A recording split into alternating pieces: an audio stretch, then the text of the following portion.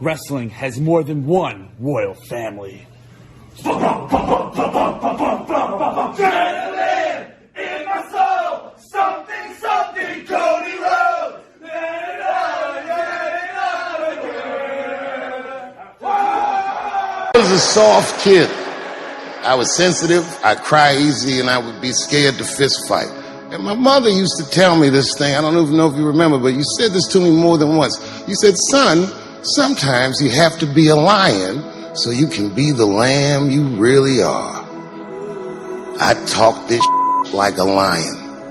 I'm not afraid of any of you. When it comes word to word, I will gab with the best of them just so I can chill and be me. And that's why I love my art form, because I understand every practitioner of it.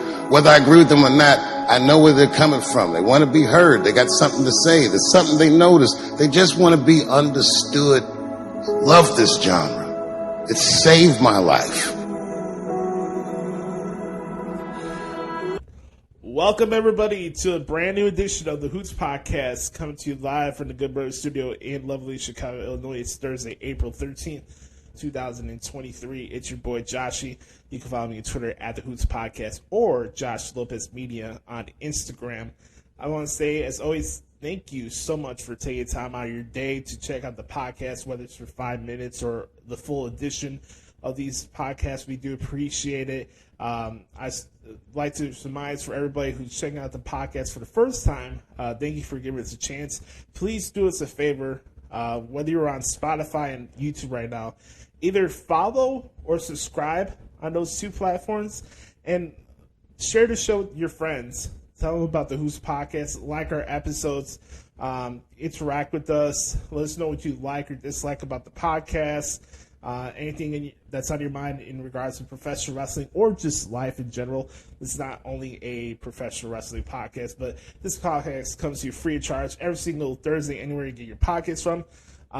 There's a couple things I need to address here before we get into the rigmarole that is the podcast at Hoots. I got news the other day on Tuesday that Brother Carter is going to be taking a extended leave of absence from the show. Now, for those who don't know, Brother Carter, Derek Stoughton, is my co-host of the Hoots podcast, in the sense that he's the second person that you usually hear on this show. More times than not, we're usually not doing it with each other at the same time, like recording the show at the same time. And a lot of times he sends in clips for the show. And he's got a lot going on in his life right now. He recently got his doctorate degree. He's about to get married in a couple months. He's on the process of moving. And he reached out to me via Messenger the other day, just giving me the heads up that following the May 4th episode, which would be my birthday week episode, it's the episode right before Backlash. Brother Carter is going to be taking an extended absence for the show. Now, I don't know what that means. I don't know if it's a permanent thing. I don't know if it's going to be just for the summer or until he gets all his stuff situated. I don't really know, so I can't come in here and project what's going to happen next with Brother Carter, if he's going to stay or not stay on the show. But yeah, Brother Carter is taking a leave of absence from the show, and it's a bummer. I'm not going to lie about it, but also to the fact that I know what Brother Carter brings to the show, and I'm not really a person that could come here, sit here, and tell you that the show is only successful on my own accord, because that would be ignorant and selfish, and that's not who I am. And Brother Carter plays just as big of a part of this podcast as I do. And even for times we don't get to record at the same time with each other, I do appreciate the effort and the time he does to like send in like the thoughts of Jericho or his own version of what the hell is wrong with AEW when we get to the segment. And I'm very appreciative for the stuff that he's done for the podcast and his loyalty to the show for, I don't know, maybe 4.5 years now. And more importantly, I'm just very appreciative for his friendship and brotherhood. And I wouldn't say that this news caught me by surprise. I had a feeling this was coming sometime soon. Some things don't really last forever. And again, I don't know what the situation is. I don't know if he's not going to come back, or maybe he feels he doesn't want to do it, or is it more the fact that he is busy? I don't know. But one thing I do know is that we have our brotherhood, and that's not going to change. So that's the more important thing to take away from this. But, I get it. We're all going through different phases in our lives. You guys know that I'm furloughed and out of a job, and I haven't been able to do any wrestling transcripts or stuff like that for almost 2 months now. And things are going to have to change on my side, too, because I'm going to be I'm going to be a little bit busy as the next couple of weeks come ahead. And to the fact that we're probably going to have to switch the date and release date of the show. So I'm considering possibly recording on Thursday nights and maybe dropping it as you start off your weekend on Friday mornings, if that'd be a good option for you. I'm also considering other days to record the show and give it out to you guys then. But I had to reshuffle a lot of things because Brother Carter is a big part of this show. You'll hear him today on this episode. He did send in a clip for What the Hell's Wrong with AEW, but I had to reshuffle on what the show's going to look like. We got into a good flow. I wouldn't say routine, but I got it for those who don't know, I produce and edit the show. So when it comes to like formatting and stuff like that goes into the show and how we structure the show for what it is, I do that on my own accord. And that's going to have to change, obviously, because Brother Carter's not here. And one thing I don't want this show to do is become redundant and not growing and evolving. We've been doing the show for 7 years now. In a couple of weeks, we'll be celebrating our 7th anniversary of the podcast, which is pretty cool. But I've always challenged myself to make sure that we're not doing the same shit over and over and over again. And I know that a lot of you guys listen to the podcast for Brother Carter and what he brings to the table, especially when it comes to our main event segment. And that segment in itself is going to take a hit because he plays just a part of the segment as much as I do. And I just want you guys all to know that the show's not going anywhere. This year sucked. I'm not going to lie. This year has really been testing me in a lot of ways professionally.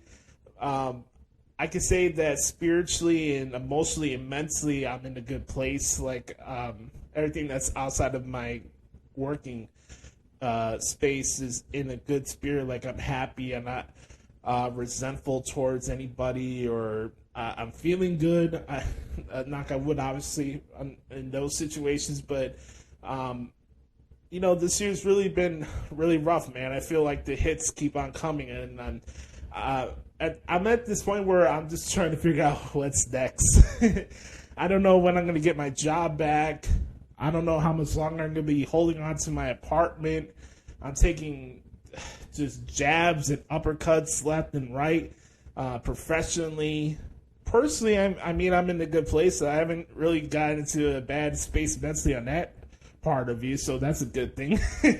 I'm still able to keep my wit and stuff like that and just keep things moving. But professionally, man, this has been probably the worst year of my career so far. And I thought last year was bad. This is worse, man. I don't get it. I don't understand what's going on right now.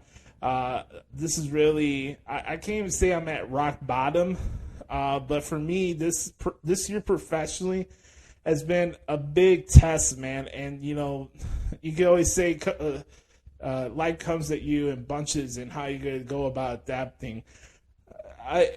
If anything that I have to myself personally, for those who don't know me, is my ability to adapt, whether it's a personal issue or professional, and I've been able to adapt and stay consistent with what I'm doing and being persistent and good at what I'm doing for the last 10 years.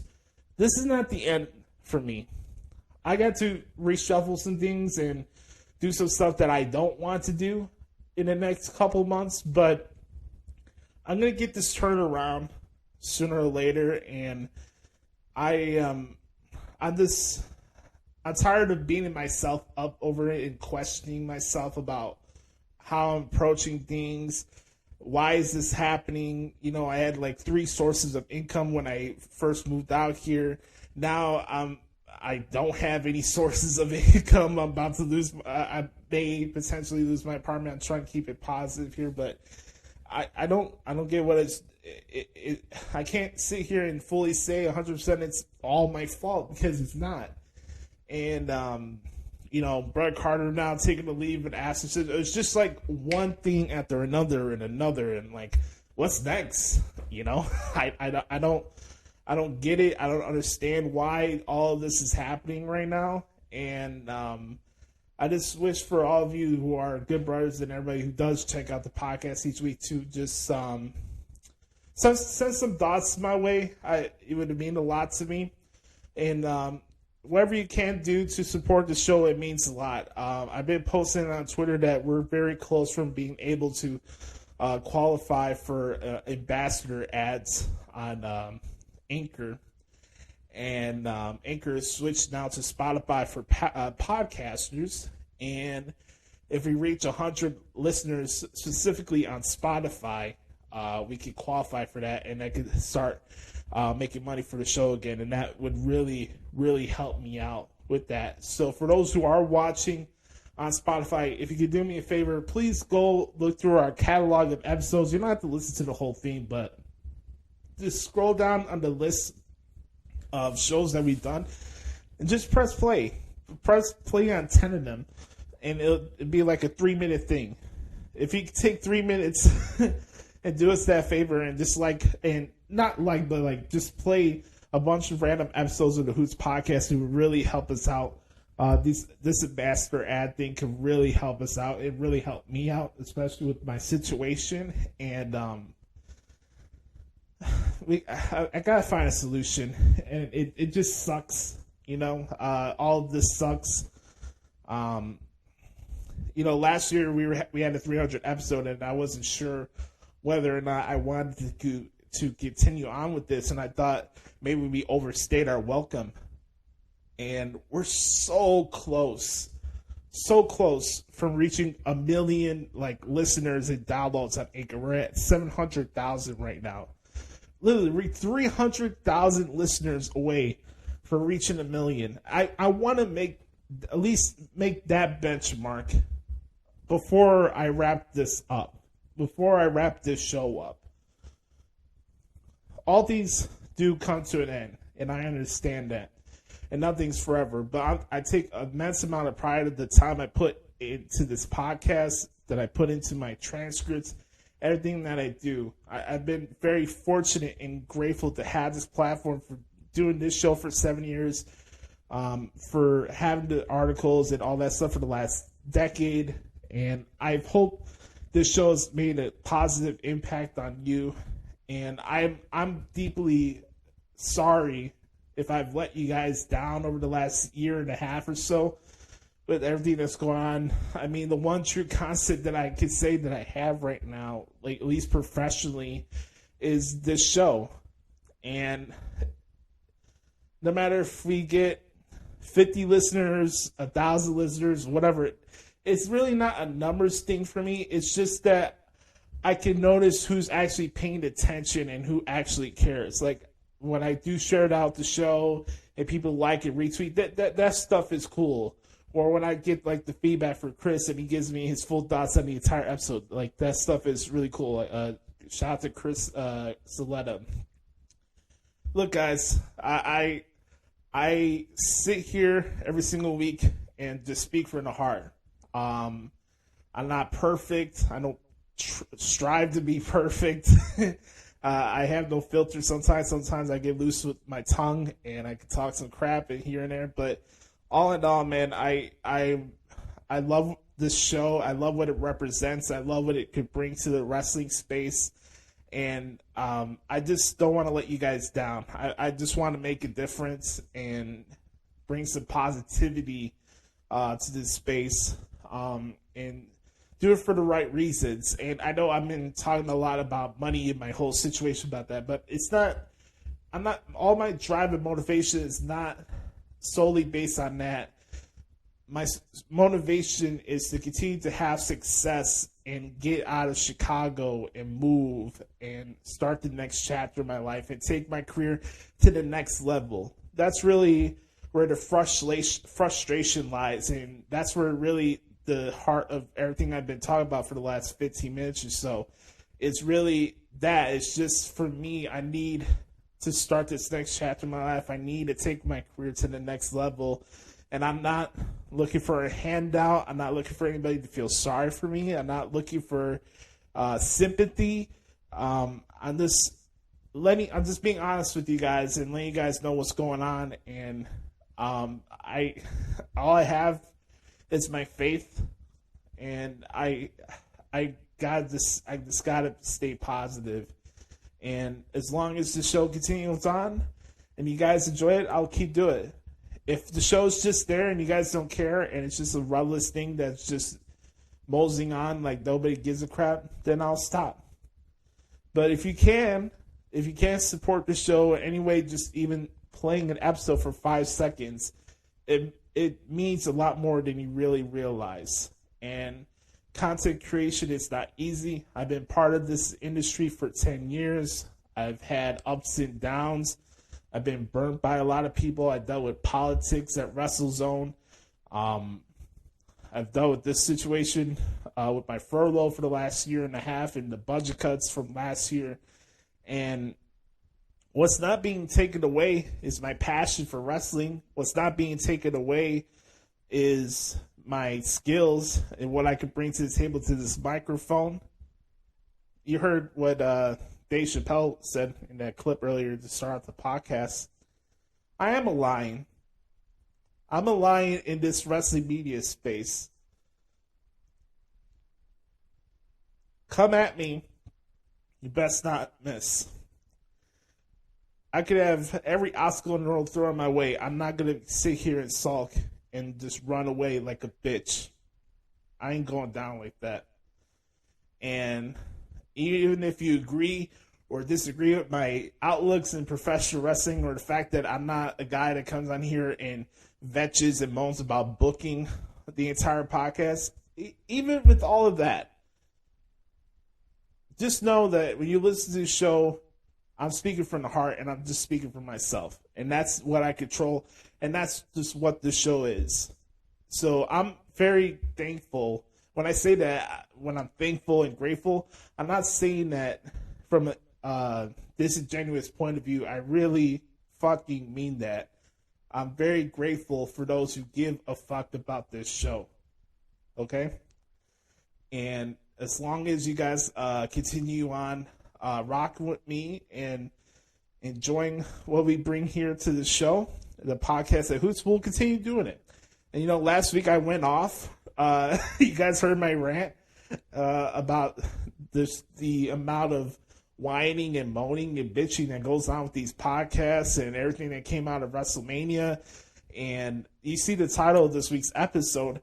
We're going to have some real conversations, because I kind of consider myself in some ways a auditor of wrestling media.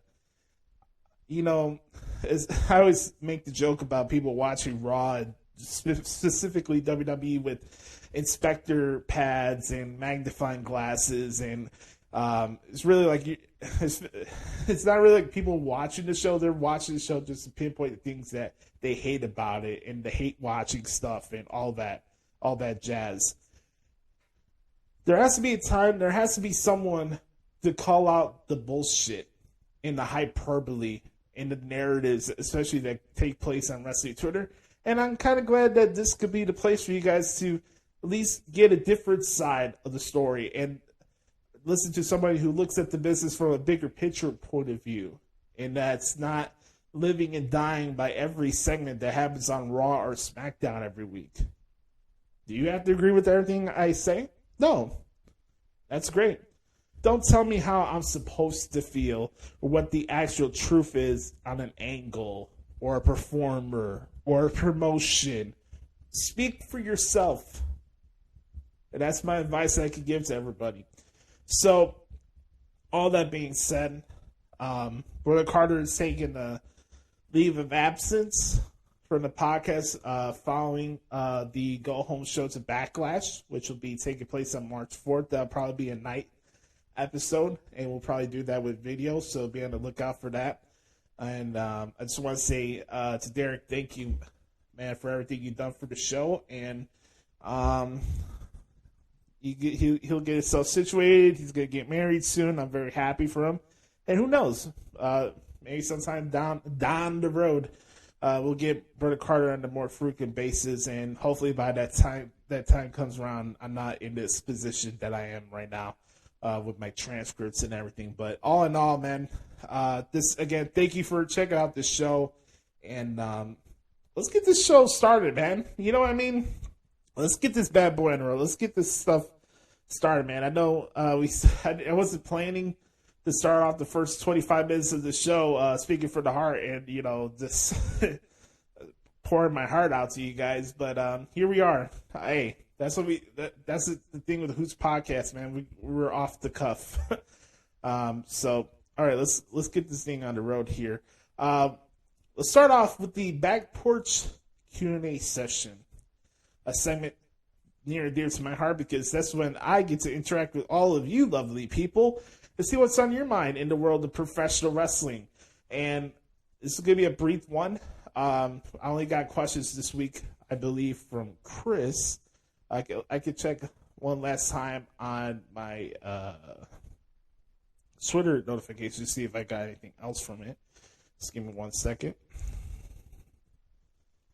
All right. Just 1 second, guys.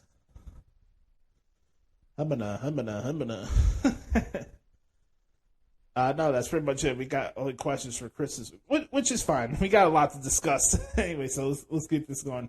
Here's some questions for the Q&A this week. Thoughts on the Orton Taker Rivals episode. Chris, I have had a chance to watch that A&E special yet. I don't have A&E on my YouTube TV app. I don't pay for cable anymore, so I have to pay for YouTube TV. So I haven't had a chance to watch it. Maybe I'll find some time, maybe today or later on this weekend. Maybe I can find a link to it online and watch it, but I haven't watched it yet. I did get a chance to watch the Dusty Rhodes documentary. I found that online on Monday morning, and I got to watch it, and it was very emotional and very powerful.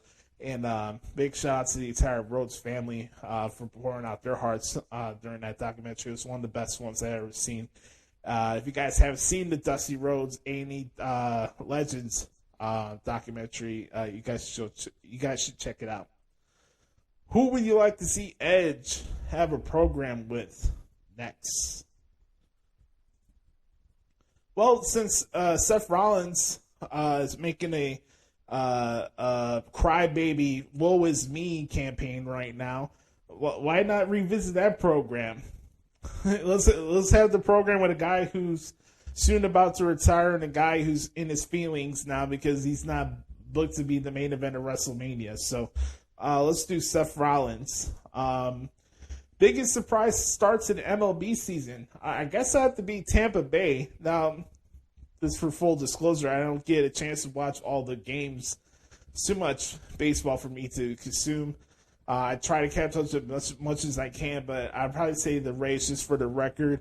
And, you know, my viewing for sports has really changed a lot over the last couple of years, Chris and everybody that's watching. It's like I really don't have the passion for sports that I used to as a kid. When it was back in the day when I was younger, even into my early high school days, I was all sports, 24/7, 365. Start off my day with SportsCenter and my day with SportsCenter. Follow stat lines, all of that. I am to a certain extent with that with football, with the NFL, but when it comes to like the NBA and NHL and baseball, my interest and passion for it has really dwindled over the last 10 years, last 10, 15 years. So I don't really watch baseball and sports like that anymore. I watch it with football because football is the best, but for me, my passion for the other sports is just not there right now. Who will walk out of Rebellion Impact World Champion, Steve Macklin or Kushida? I'm going to go with Steve Macklin. Look, I love Impact's having success. They announced the other day that that their show Rebellion in Toronto sold out, which is pretty cool. But for me, as much as I'm happy for Impact's success, I think they rely too much on trying to bring in people in from New Japan and putting them into matches they don't deserve to be in. And the emphasis should be on the guys that are weekly contributors to their show, Steve Macklin. Now, as I say that, I give Impact credit where credit's due. They've done a better job with the, oh God, I'm throwing up in silence. I'm saying this, the Forbidden Door concept. They've done a much better job with that than AEW has, and that's a shoot.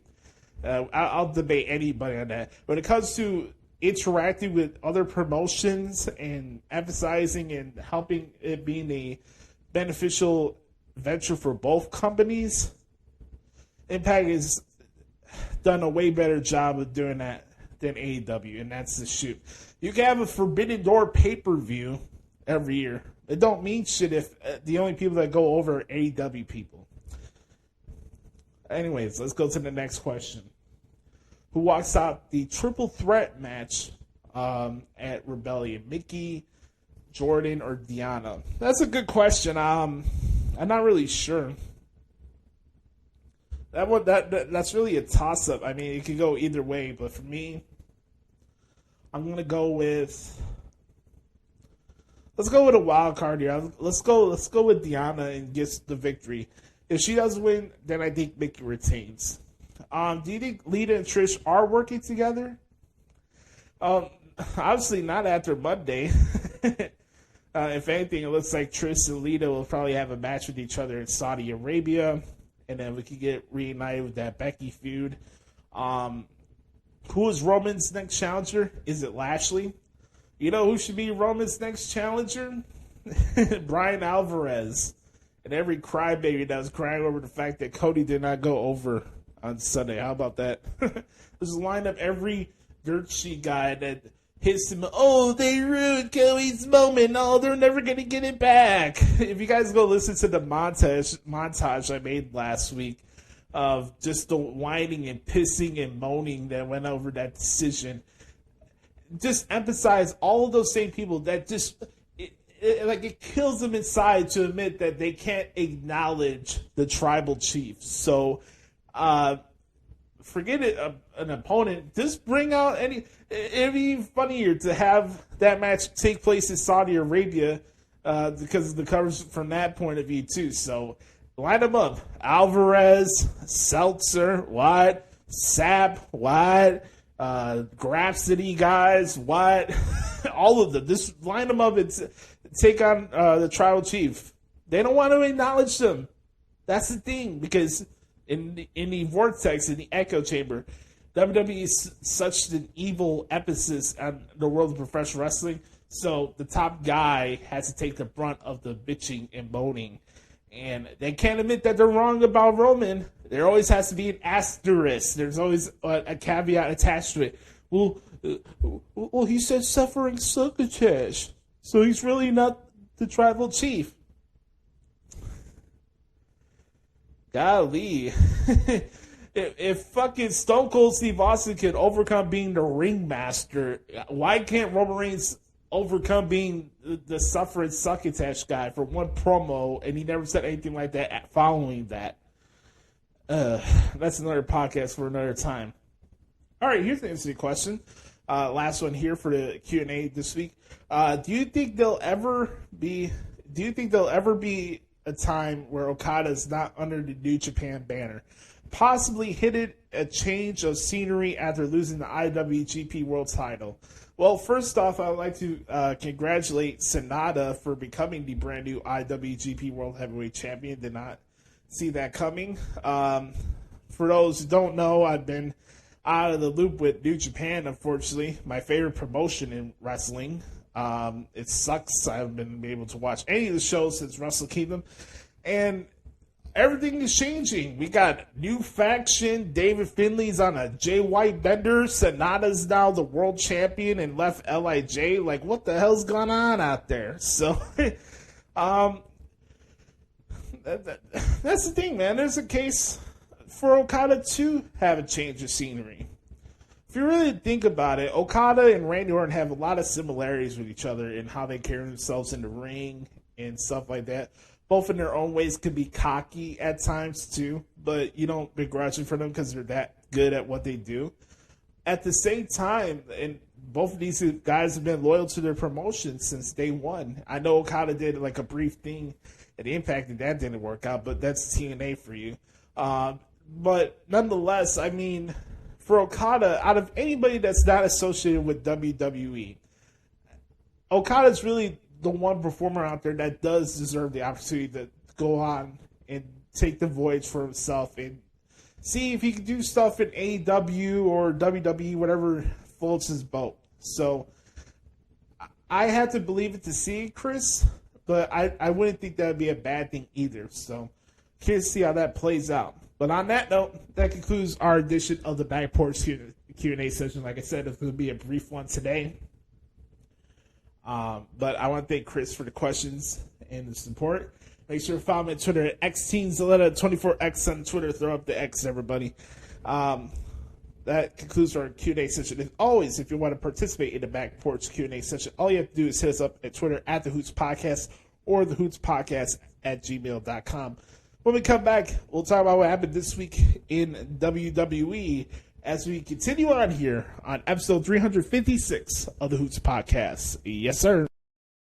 Thanks, Cole. And yes, here to hopefully shed some insight on what we just saw.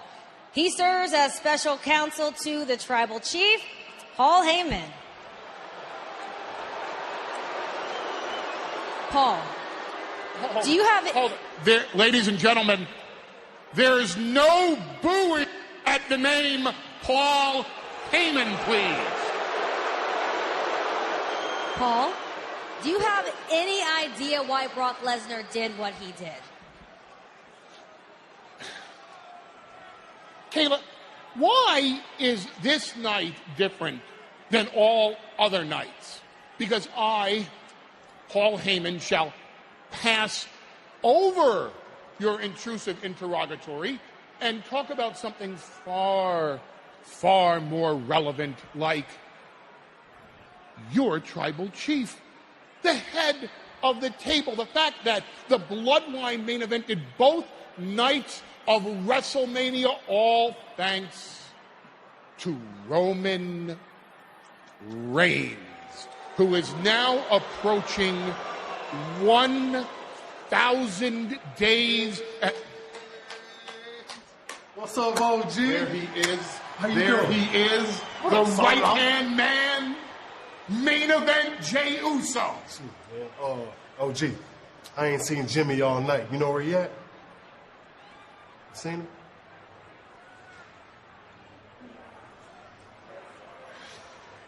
Your brother is not here this evening.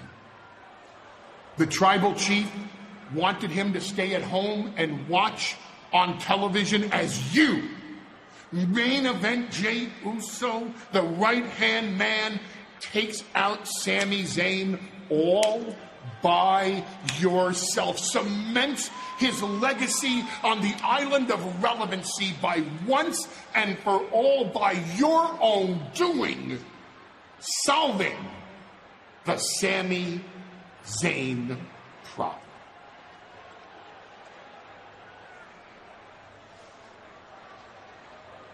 Yes. That's for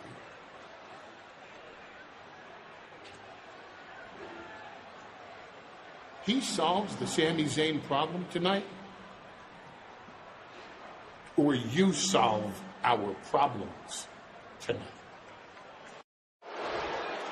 You want to know what's more embarrassing than laying there surrounded by 80,000 people with a rubber chicken a foot away from your head and not the 2 titles that you came to get? What's more embarrassing is when you have to wake up the next day, chin held high even though you didn't want to get out of bed, come to work looking for some modicum of satisfaction, looking for a rematch, looking for retribution, and when not granted that, at least something. And you offer up your innocence, you offer up your partnership to the beast, and he repays it in destruction. Somebody tell me why. Somebody tell me why Brock Lesnar did what he did. I heard on SmackDown that Brock Lesnar was unhappy with his spot at WrestleMania. An event that's usually synonymous with the Beast, the publicity, the key heart, the old school intros. They weren't about Brock. And that I can almost understand. Is that what you think when you look at me, Brock Lesnar, victim?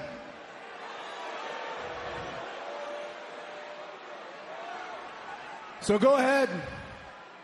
I'll be as honest as I can possibly be. If the question is posed to me, are you scared of Brock Lesnar?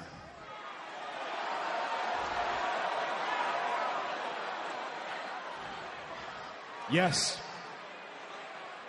Yes. I'd be crazy not to be scared of Brock Lesnar. But I still want to fight Brock Lesnar. I'm so scared of Brock Lesnar and what happened to me last week that when he blinks, I'm going to strike. When he breathes, I'm going to kick. When he stumbles, I'm going to pounce. I want to make sure, leave no stone unturned, no opportunity behind. That when Brock Lesnar looks in the mirror the next time, he doesn't see predator. For the first time in his life, he sees prey. For the first time in his life, he sees a victim, my victim.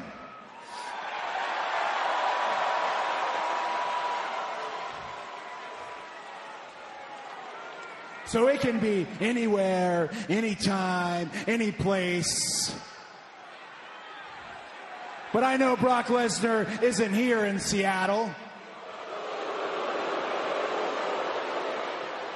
So Brock Lesnar, what do you say? Face to face, eye to eye, one-on-one, the first time ever the American Nightmare Cody Rhodes versus yourself at WrestleMania Backlash.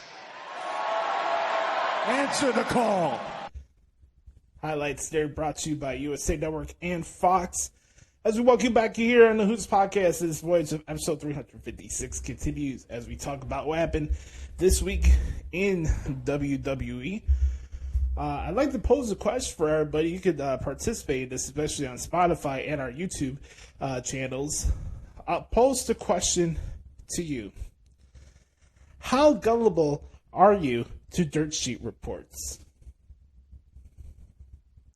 Pretty simple question. How gullible are you to dirt sheet reports? I use those words reports very loosely, and air quotes, double air quotes attached to them, because it's like clockwork. Oh, we heard last week, oh, Vince is back. Oh my God, I feel so bad for Triple H. Oh, it's all going to go downhill to here. Well, Raw and SmackDown, once again, number one on cable on both nights they air their programs. Oh, Raw and SmackDown last week, both very good episodes. Excitement for the draft. By the way, last week on SmackDown, Triple H announced that the draft is coming back in a couple weeks. Curious to see how that plays out. But it's so funny to me. You can get any reports on any of your favorite platforms. You all know who they are. And how gullible people buy into what is and what isn't based on that reporting. You're not hearing it from WWE.com. You're not hearing it from their PR people. Sure, you got your backstage stooges who are basically the sources for all these dirt sheet sites, right? But here's the deal. Why don't you let the product on the screen tell you where things are going? Why is it the emphasis had to be on what's reported or what was planned to happen? That's why I go back to what I said earlier in the show, where people are watching pro wrestling with inspector pads next to them.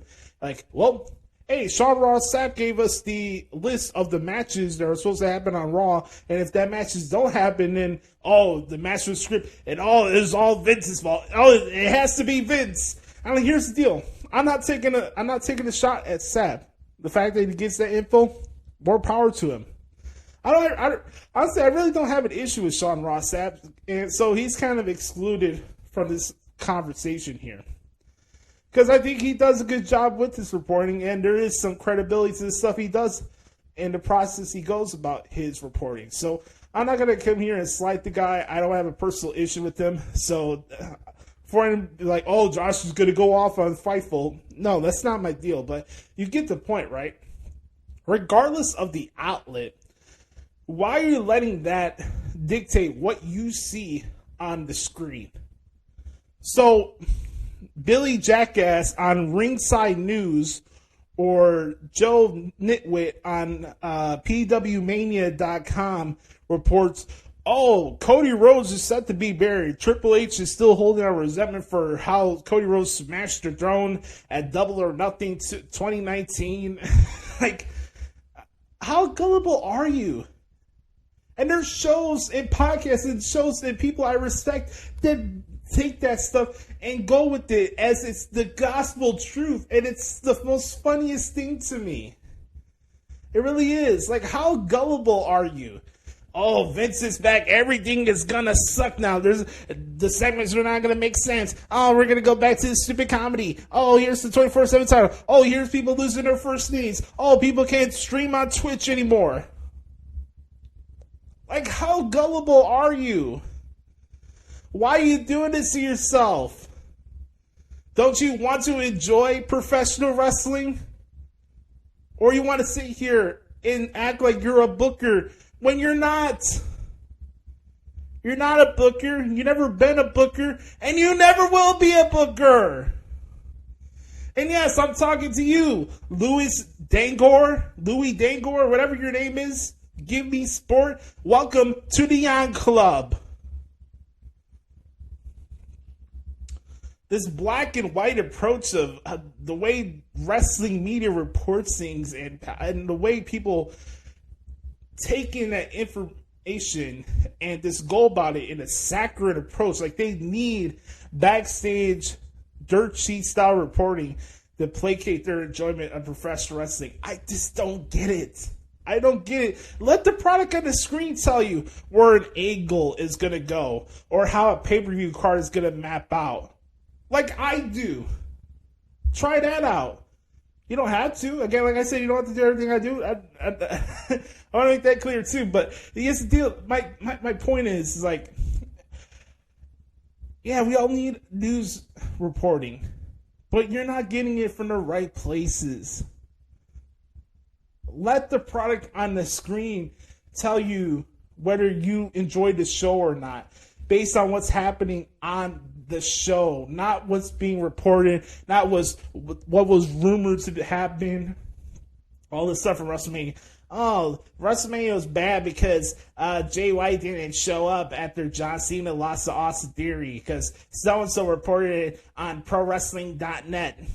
You know, I'm just making examples here, you know what I mean? Like, stop letting dirt sheet reports placate your enjoyment of professional wrestling, because more times than not, they're not accurate with the shit they're claiming to report.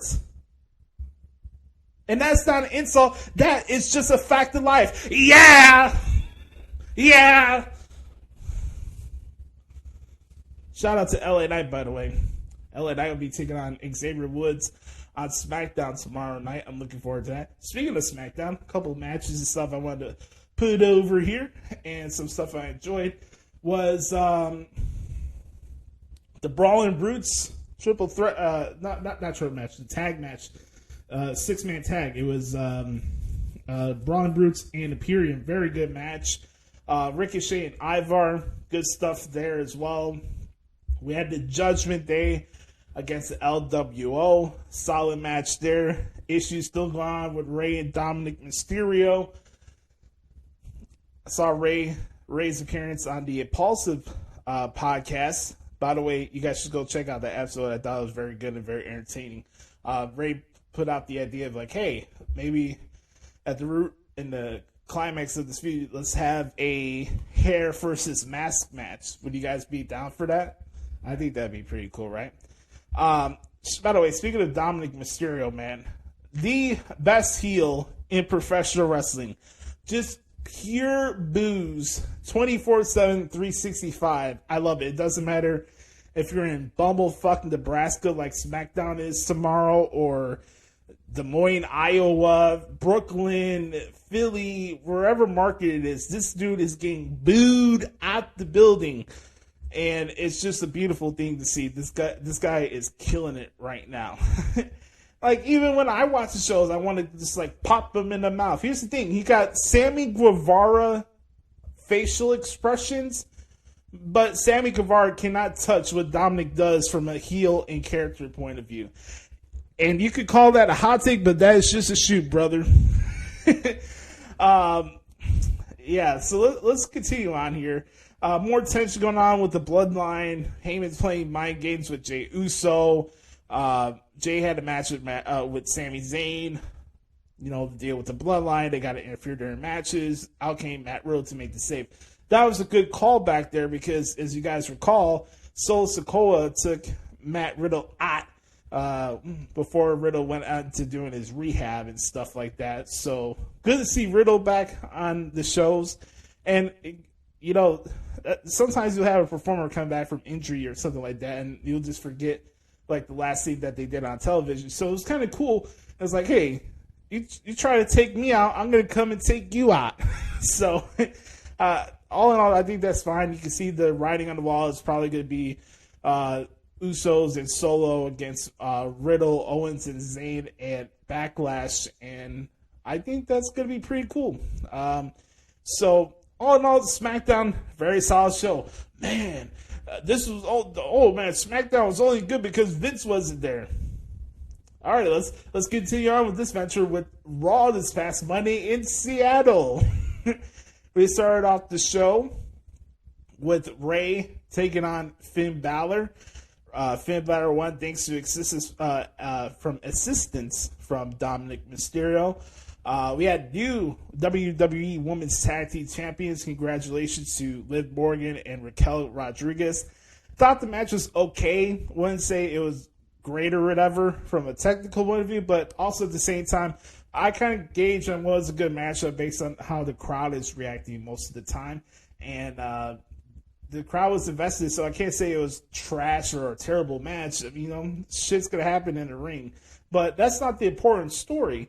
Yeah, we have new Women's Tag Team Champions, but earlier in the night, we saw Lita get attacked in the backstage area. Lo and behold, Trish Stratus not only turned her back on her best friend, she turns her back on Becky Lynch. Love the call for the heel turn. Trish as a heel, especially during that Ruthless Aggression era, was top-notch. That was a good call. We saw Trish as a babyface against Charlotte Flair at SummerSlam. Very, very, very good match if you go watch that back. Now the tables flip now where Becky is a babyface. She fights Trish Stratus possibly at SummerSlam in Detroit. Very interesting stuff. Trish as a heel, Becky as a babyface.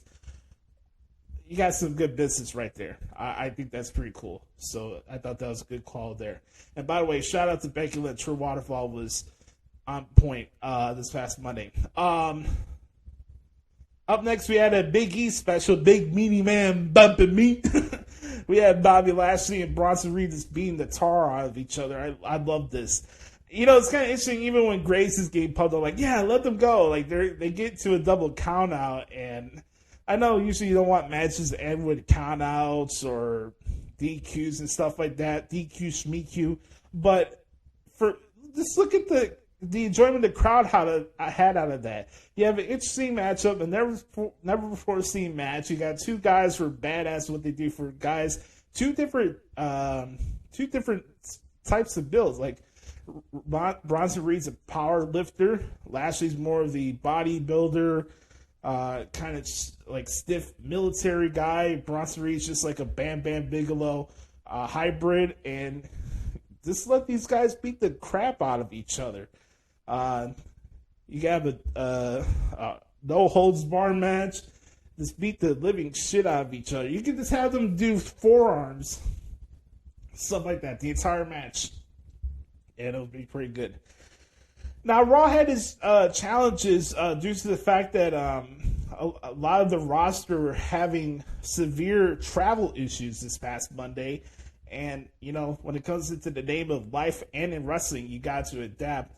And for the most part, I thought they were able to advance the stories that they need to advance and keep things going. You guys heard the promo from Cody. Cody doesn't miss on the mic. That guy can cut sermons every single week, and the crowd's still with him at the palm of his hand. And that's the thing. I thought that was pretty cool. And also, Cody called out Brock Lesnar. They're going to have a match at Backlash. Brock will be back on Raw this coming Monday in Little Rock, Arkansas. We'll see how that plays out. But very good promo from Cody. Not surprised the guy doesn't miss on the microphone. We had the Usos and the Alpha Academy and the Barn Burner. I believe that was the first time that was the first 2 times those teams fought each other. It was a very good match. I really enjoyed it. We had some tension going on with Damage Control. That looks like that's on the way out as well as a group.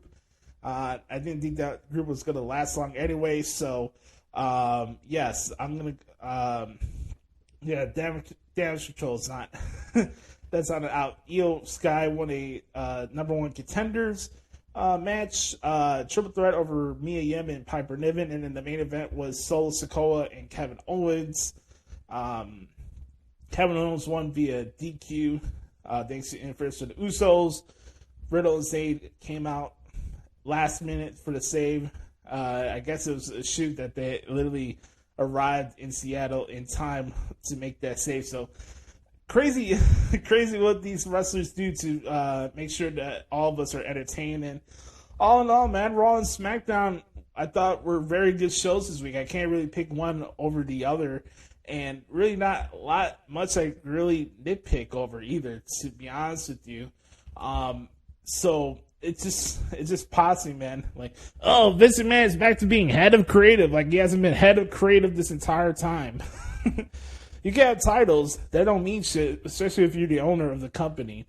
Anyways, all in all, I enjoyed what I saw from Raw and SmackDown. NXT was very good as well. We had that Fatal 4-Way match, Dragon Lee, Jordan Devlin, Duke Hudson, and Grayson Waller. We're going to have Grayson Waller taking on Carmelo Hayes for the NXT Championship at NXT Spring Breaking in a couple of weeks. Thought that was good. All in all, some good stuff from WWE. And on that note, it's time for the main event. It's scheduled for one fall, unlimited time limit. It's another brand new edition of everybody's favorite segment in all professional wrestling podcasts, otherwise known as What the Hell is Wrong with AEW. Let's start this bad boy off with the director of operations, the doctor himself, Sir Douche Canoe, Brenda Carter, in a 3, a 2, a 1. Beat your meat, beat your meat, beat your meat, beat your meat.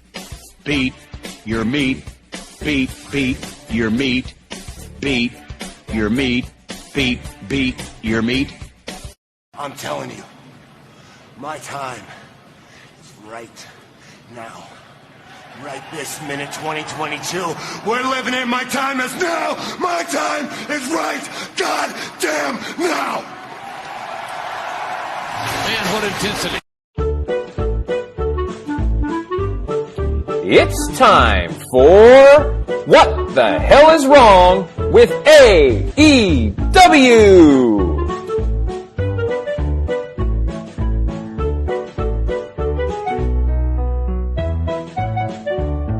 What the hell is wrong with AEW? Oh boy, where do you begin? Where do you begin? Where do you begin? As per usual, we'll start with the things that I did like. And there were some things that I liked this week.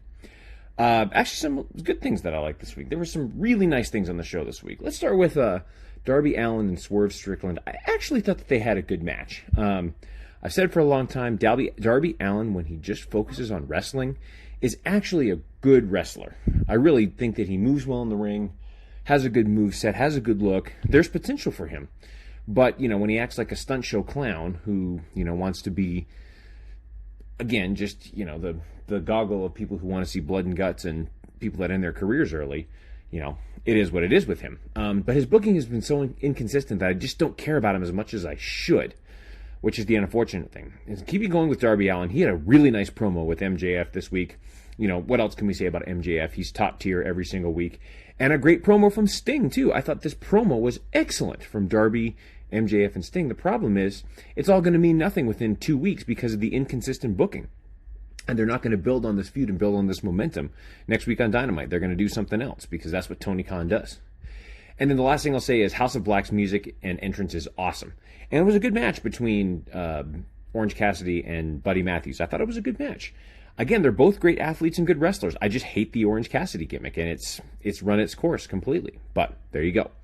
Okay, let's get with the shit. And oh boy, was there a lot of shit. Okay, so again, we start with Darby Allin, who cut a great promo a few weeks ago, but hasn't been seen on Dynamite since. And apparently he's being beat up on Rampage by this new group.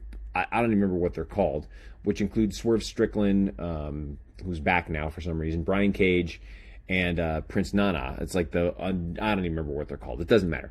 But why am I supposed to care? You know, again, I'm not the AEW fan that watches Rampage every week. I watch Dynamite only because I have to for this segment. But, again, I just don't know why I'm supposed to care about this group at all. Okay, then we continue into the promo.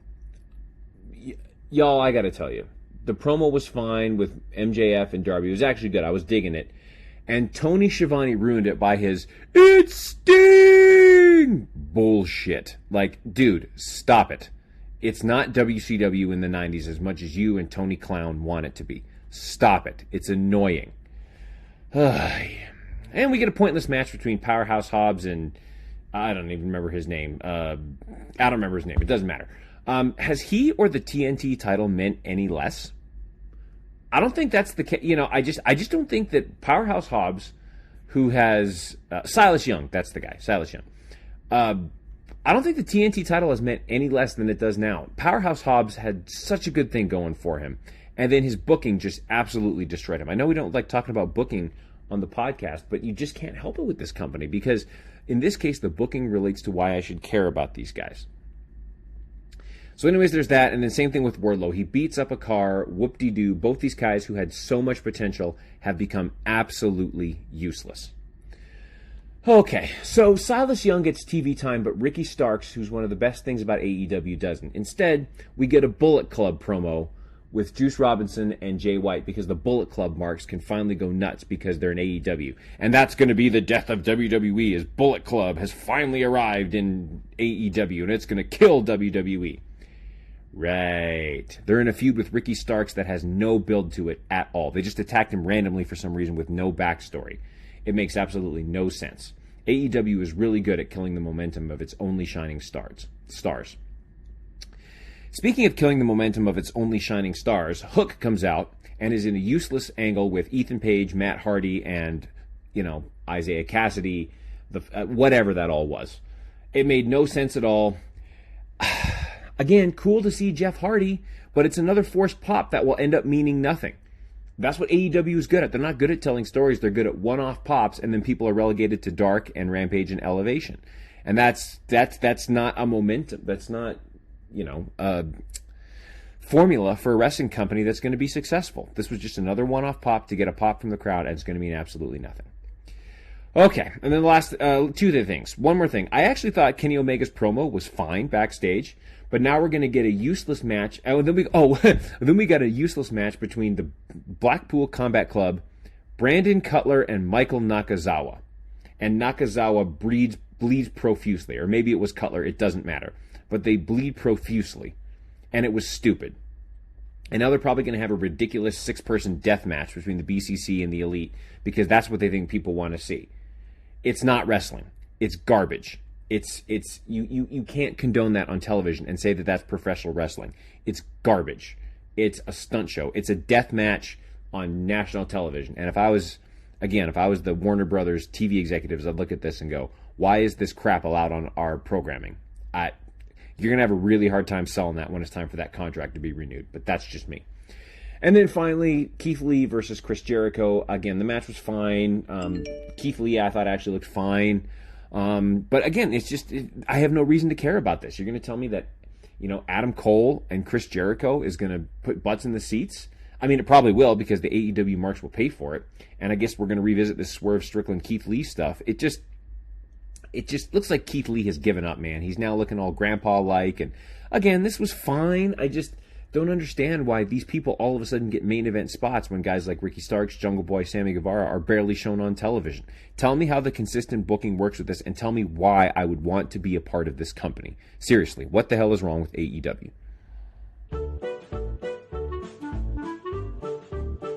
This has been What the Hell is Wrong with AEW.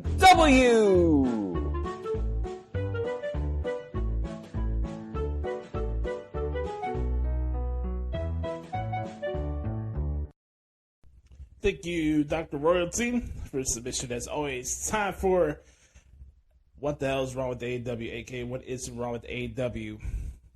Mamma mia. Am I a bad person to say that I knocked out after the beginning of the second hour of Dynamite last night?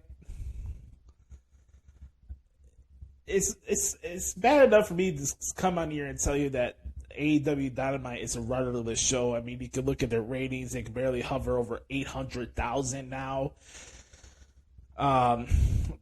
This could be a little different from Brother Carter's side. He gave you a little brief synopsis of what happened on the show. We're going to have some more nuance and bigger picture parts of my porch for what the hell is wrong with AEW today, because there's actually a lot that we need to discuss, and I have some audio clips that I want to share with you guys, and the CM Punk topic is back. Guess what, everybody? It's CM Punk is coming back. CM Punk. CM Punk. CM Punk. Only AEW is capable of making me indifferent in regards to my favorite wrestler comeback. It just amazes me how rudderless this ship is. Honestly, the fact that the biggest topic of CM Punk, will he or will he not come back to AEW, just shows you where they are right now as a company. Anybody could come here and tell you that this company has progressed and all this stuff is just lying to yourself. Yes, I mentioned it last week, and I'm fair as that could be. But also I could say when shit is stupid as well. And here's the deal. Okay? I think it's cool that they're doing the Wembley show. I think that's great. But since the whole incident with All Out happened back in September, and here we are on the Thursday of April 13th as we're on the road to Double or Nothing, can you tell me how much this promotion has progressed in the last 8 months, 9 months since this incident happened?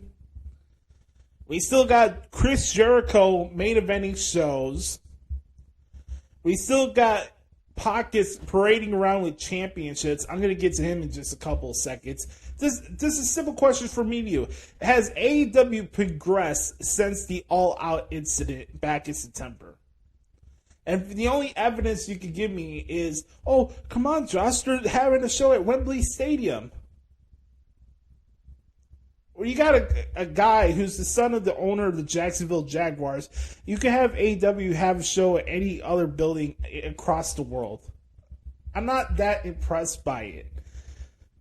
I'm not. I think it's cool that they're doing it, but I might think that this is some game-changing thing. The tides are turning because, oh my God, Jay White is back to where he was 6 months ago in a faction that he got kicked out of, and then 2 minutes later we're supposed to act like nothing happened, and now he's back with Bullet Club Gold. Now who's rewriting history in professional wrestling today? Oy vey. Let's go over some of the stuff that happened last night on Dynamite before we get to the meats and potatoes of what I really want to discuss. Couple positives here. Yes, I enjoyed Darby Allin and Swerve. Thought that was a fine match. Jeff Hardy coming back. Nice pop. I was happy to see him. All I'm going to say about that is that I just hope that Jeff's is in good spirits. Outside of that, got nothing else to say about it, good, bad, or indifferent. Another positive, Renee Paquette was on my TV screen. That is another positive. Also another positive, Saraya was on my TV screen last night as well. Outside of that, there's just a bunch of random shit and stuff that... Oh, also, here's a shocker from everybody. I actually liked the Kenny Olivier promo earlier in the show. Wow, what a shock. I actually liked something that Kenny Olivier did. But let's continue on here with the nonsense. And I had to start off with this because people are going to come in here and say, hey, Joshie, why are you shitting on Sting? He's a legend. AEW should get credit for how they treated Sting and all this stuff. I'm not taking that away from them. Sting has done a fantastic job in AEW, in the ring and stuff like that. My issue with Sting and what happened last night between him, MJF, and Darby Allin is this. The emphasis of the promo has to do about 4 pillars, and everything that Sting said directed towards MJF after MJF basically ran down Darby Allin basically made all of MJF's points even more evident. Think about this. You had a promo segment hyping up 2 guys that are potentially going to be in this Fatal 4-Way match to emphasize the 4 pillars of AEW. But the takeaway, the biggest pops, the main thing people are talking about is how great of a promo Sting cut. That should not be the takeaway. If anything, that further emphasizes the point that MJF was making last night. I love Sting. He's the man. But he should not be the emphasis of what the 4-pillar promo is. He's not a pillar. He's old cement that needs to be stomped out soon. He's not a pillar. He's not a foundation. I don't care how many times Tony Schiavone ejaculates himself every time Sting comes out. The best part of that segment for me was MJF calling it what it is. Milwaukee is Midwaukee. What a brutal town, a sea market, an absolute clown town. So I just want to get that out of the way. Because it's funny, because it would be the same people, right, that would do this with WWE, right? Oh, I can't believe a legend took away from the current stars in the segment that was supposed to be addressed about the current stars. But, this was great. This was great, man. Sting was great. I can't believe how great he is. Don't you notice the double standards that I'm bringing up here? Powerhouse Hobbs squashes the last real man, Silas Young, in 45 seconds. What a shame. Got into a weird brawl with Wardlow. Aaron Solo got powerbombed off the stage through a table. Wardlow destroyed Powerhouse Hobbs' new car. Yeah, that was what it was. They're having a match next week in Pittsburgh. Following that, we had the International Championship match. Kind of odd that this title is being treated as a TV title, but nonetheless, let's continue on here. It's Pockets against Buddy Matthews. Big fan of Buddy Matthews. I'm not a fan of Pockets. Tony Khan, I don't know who you think you're fooling, but I see what you're doing here. And I hate using this word. I hate this word more than anything. But if you really think that I'm supposed to sit here with a blind eye and act like you're not trying to build up some type of fucking Goldberg streak that this schmuck is on right now, you're not fooling me, you twat, you cocaine addict, you freaking amateur hack of a booker. You're not fooling me. And I'm not going to be surprised when Pockets gets into a conversation with Goldberg whenever he decides to pop up in AEW. Oh, here's Pockets, the most dangerous man in professional wrestling, sizing up against Goldberg. It's going to be the greatest thing of all time. And this goes back to double standards again, because when Goldberg shows up in AEW, people are going to start marking out. And they're going to be like, oh, man, I can't wait for Pockets against Goldberg. And even more mystique run out of the way from Goldberg, despite how old he is. Yeah, I gotta see Goldberg sell for fucking lethargic kicks to the shins, and my hands in my pockets, and all this bullshit from this outlaw mud show Nimrod. So you could have him win 20 matches in a row, 30 matches in a row, 50 matches in a row. You are not fooling me. I'm not taking Orange Cassidy serious, and I never will take him serious. Look at this. You have this match back and forth. The Tony Khan stable. Every week you need a 15, 20-minute Orange Cassidy match where you make your opponents look stupid regardless of size. You have 3 different tornado DDTs, basically making the move look like a freaking clothesline at this point. Okay, how about this? You do a tornado DDT into the finish, and Buddy kicks out. We just need long, competitive matches for pockets, just so we could buy the notion that Orange Cassidy is a main eventer in 2023 and in professional wrestling. You're not fooling anybody. So all that stuff couldn't put away Buddy Matthews, but the mousetrap gets the victory for him. So fucking stupid. 100 reason number 1, example 856 of why AEW is a freaking hack of a promotion. Oh, great. How about this? The Blackpool Cuckold Club. It's Jon Moxley and Claudio Castagnoli with Wheeler Useless. By the way, where's Brianna Danielson at? Where's Karen Danielson at this week? Did he have some Earthling convention to go to? Why was he not at Dynamite last night? Kind of interesting. Oh, I love the Blackpool Comic Club, but I can't make it to Milwaukee for a show. So they run through Brandon Cutlet and Michael knocking the fuck off. So how about this? knocking the fuck off is bleeding. Cutlet has got busted open. It amazes me. This is AEW. Listen to the words that just came out of my mouth. I got excited for the Elite to come out against the Blackpool Cuckold Club. And it's not because they're good heels. It's because I don't give a shit about that group. To the point that I would start getting excited for the faction and the trio that I've been ripping on this podcast for over 5 years. This is what AEW does to me. I got excited for the fact that the Elite came out and it got into that brawl with the Blackpool Cuckold Club. What else happened there? Oh, Riho and Sky Blue took on the Outcast. Nobody gave a shit. Let's go down the card really quick for AEW Rampage as we do our Excrement impression. Here we go. Got me to live on TNT on Friday night following the NBA playoffs. It's another edition of AEW Rampage. We have the IWGP Tag Team Champions on the line as Aussie Open takes on the Best Friends. From there, we have Mark Briscoe, Satin Singh, Jay Lethal, and Jeff Jarrett taking on the team of Jake Manning and the Spanish Announce Project. From there, we got Taya Valkyrie taking on MB Sakura. In our main event, it's Jungle Boy Jack Perry taking on Shawn Spears.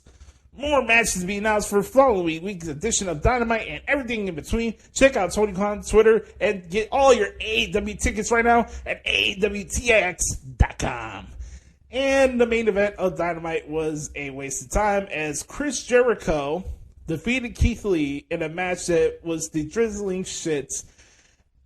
Aubrey Edwards, I thought her officiating was as bad as it was in the opening match with all the distractions and stuff on the outside with the Bogle Embassy now. What a JoJo Dutch name for a group. And now we got this with Daniela Garcia. I don't know what the hell she was doing last night. You watched that match. It was so stupid towards the end, and the officiating from it was so stupid. That's why I put out Ray Charles. Honestly, Ray Charles could officiate a match better than Aubrey Edwards could in 2023. She is horrible. So Chris Jericho wins, Adam Cole comes out to help out Keith Lee. He doesn't look at Chris Jericho because Chris Jericho didn't look out at Adam Cole when he interrupted his celebration the following week. Chris Jericho got to attach himself to the new hot thing. Oh, Adam Cole's back from injury. Oh, let's bring in the Jericho Appreciation Night. Let's have Chris Jericho get into the feud with Adam Cole.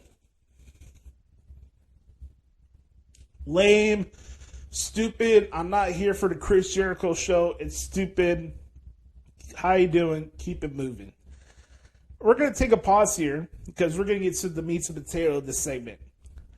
What everybody wants to talk about is CM Punk coming back to AEW. And ladies and gentlemen, I want to give you a further audio explanation of the state of wrestling reporting in 2023. We'll be right back in just a couple minutes. Well, what's the latest on Punk and FTR? You tell me, what's the latest? How come I have to tell you? Because you know more than me. Well, I mean, I don't know if I know more than you, but I mean, obviously, FTR says that CM Punk wants to come back. Well, we know and that. They think that they should be. We've known that we've known that for months. Well, then what's the story here? What do we... They want to have this big match at Wembley, and I don't think this match is happening. I'm sure people are going to get mad at me for that. It's happened before. But I do not picture Punk and FTR versus the Elite taking place at that show at Wembley. Well, first of all, Kenny Omega should be in a singles match at Wembley, you know, more than anything else. I mean, now they could do the Young Bucks and Adam Cole or the Young Bucks and Adam Page, perhaps, if they want to do that match. Or do a match like that. But here's the situation. Obviously, today, that match is not taking place because if it was, FTR wouldn't be talking about it. They would be quiet about it because they would want to surprise people with the angle. So the fact that they are talking about it tells you that there is no surprise to the angle because it's not going to happen. So now it's a matter of, like, public support of, you know, like, it's a funny thing because it's like, you're trying to make amends in theory, but you're really trying to like not make amends in reality. I mean, like you could see this as like a power play in the sense of we're going to show by talking about it that we're the professionals, i.e. they're not the professionals. So that's like the game. If you know, if they all wanted to be professional, and do this, they would do it professionally. And it's, I think, you know, there's so much baggage in this one, and there's so much, you know, and the whole thing is that, like, you know, you can go in there and you can, they really want to do it, you know, I mean, you know, if you just go in there and apologize and all that, and I'm not saying FTR needs to apologize because I've never said that. They haven't done anything that bad. The big thing was the promo on Adam Page, which was totally unprofessional. And there's no defending it.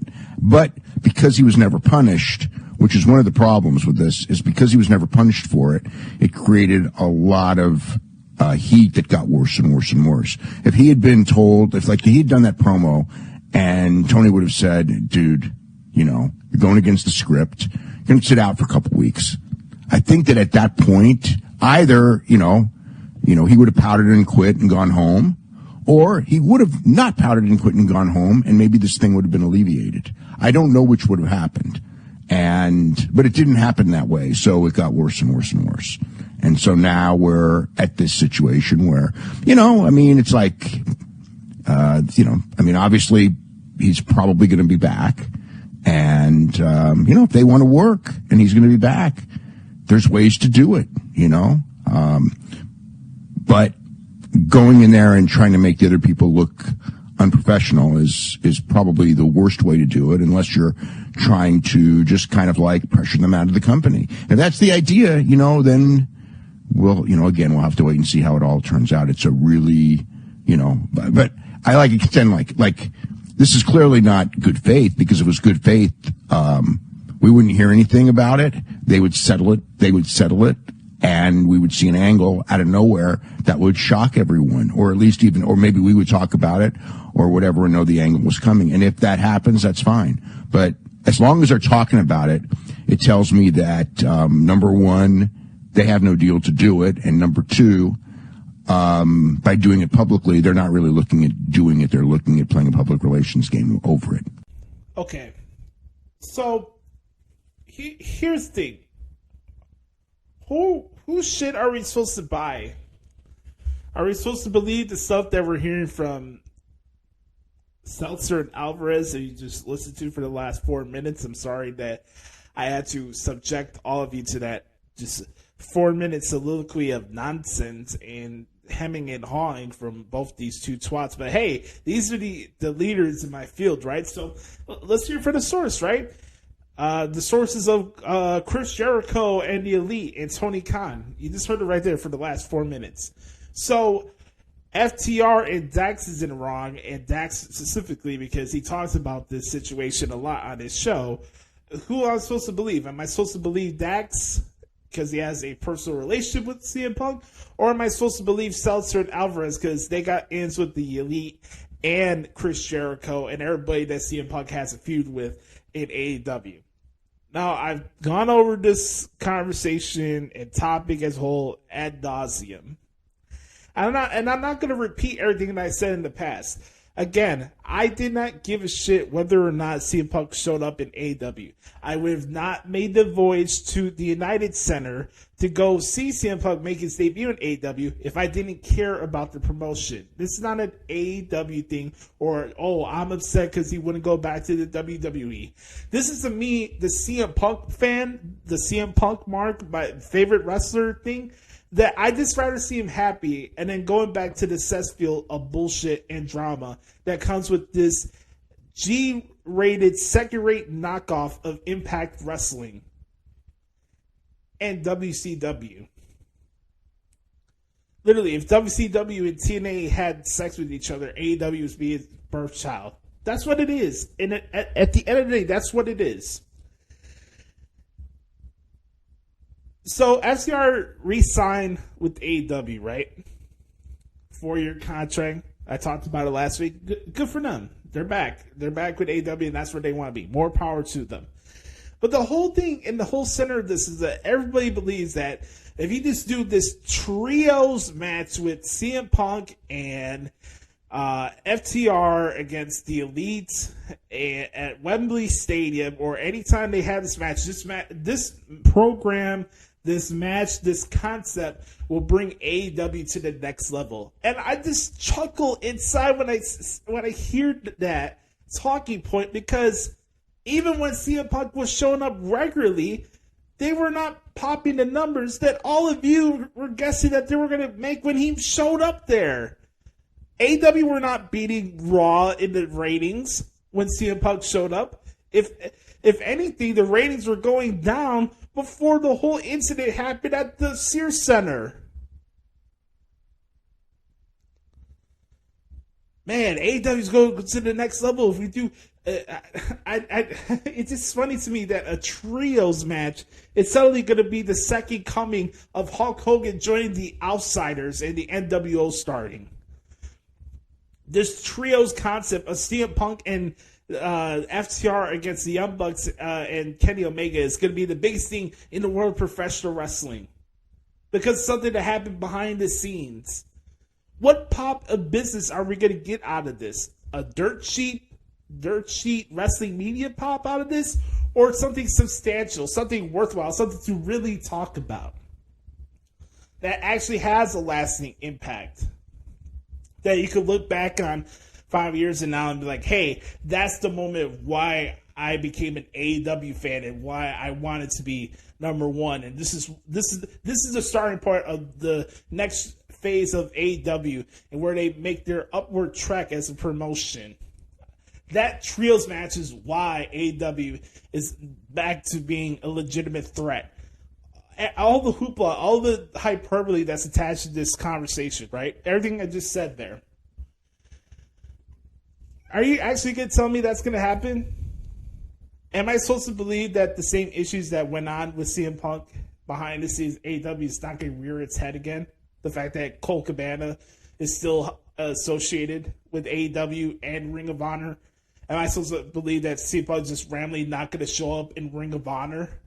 because he can't be by Colt Cabana. They hate each other that much. That stuff with him and Chris Jericho is not going to pop off. Are we really going to sit here and believe that Chris Jericho is not going to make a fuss out of it when CM Punk actually does show up? That whole backstage promo he cut the week after the incident. Like, this is my locker room, and he's not allowed back. That's not Chris Jericho talking. That's Chris Irvin talking. So, you can believe whatever you want to believe. You can believe the 4-minute soliloquy that I just shared there from Seltzer and Alvarez. Do you believe these guys are going to fight each other? Does it make a fucking difference whether or not they fight each other? Do you want CM Punk back? Is the juice worth the squeeze? I would love to have CM Punk in wrestling, but if only in the emphasis of the fact that it makes him happy. I don't care if it's at a bingo hall. I don't care if it's at AEW. I don't even care if it's at WWE. As long as he's happy and he's doing it for that reason alone, fine. I want him to see him back. But just like I said in the following episode following that brawl-out incident, I don't give a shit whether or not my favorite wrestler is back on my TV screen if it's going to come with this bullshit. And back and forth with Seltzer and Alvarez and everybody else in between in reporting this situation. You want to follow some reporting and factual reporting and just substance and nuance to this whole situation, make sure you follow Nick Hausman.